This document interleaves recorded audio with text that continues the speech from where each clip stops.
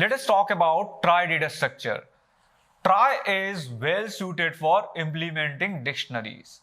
So if we have a dictionary which contains set of words, and if we have these operations on the dictionary or a subset of these operations, we can use trie to efficiently implement the dictionary. The operations are searching a word, inserting a word, deleting a word, and prefix search. Prefix search means finding out all the words that begin with a particular prefix.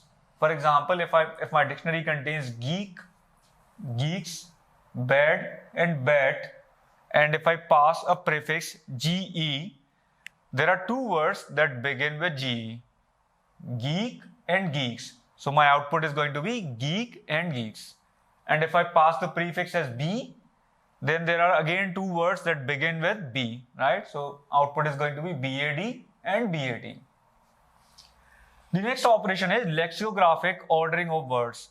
So if we want to print all the words in lexicographic order, I want to print the lexicographically smallest word first and then next, we can always do that and trie efficiently.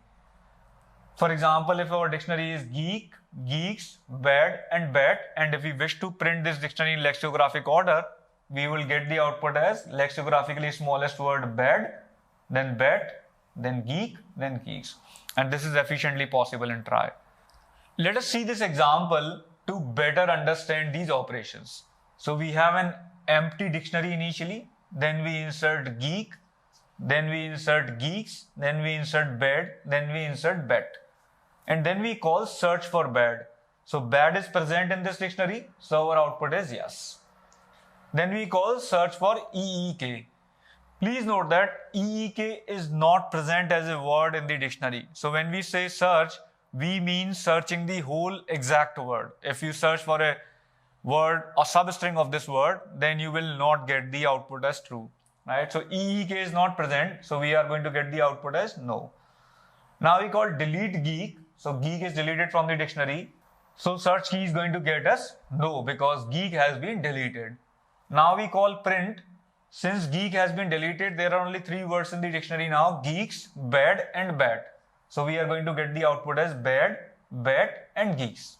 Let us now do a quick comparison of hashing and trie, because hashing also provides fast search, insert, and delete operations. So if we have a word of this length, word underscore length, then trie is going to take theta word length in worst case, and hashing is going to take this much time on average. Please note that hashing also needs this much time to compute the hash function for a string or word, right? Because it needs to process all the characters, then only it can compute the hash function and use hashing, right? So this much time is required. And in hashing, there might be collisions. So in worst case, the time taken might be higher than this. This is the average time in hashing. And here it is the worst case time. And same is the case with insert and delete. So we have this much time in worst case for search, insert, delete, and trie, and this much time in hashing on average. Prefix search, if you have a prefix of given length, then you are going to need this much time plus output length time. Output length is the number of characters that you are going to print in the output. For example, if I pass GE as a prefix, then we are going to print geek and geeks, right? So we are going to print these many characters. So that much overall time is required by the trie data structure. Let's now talk about lexicographic ordering.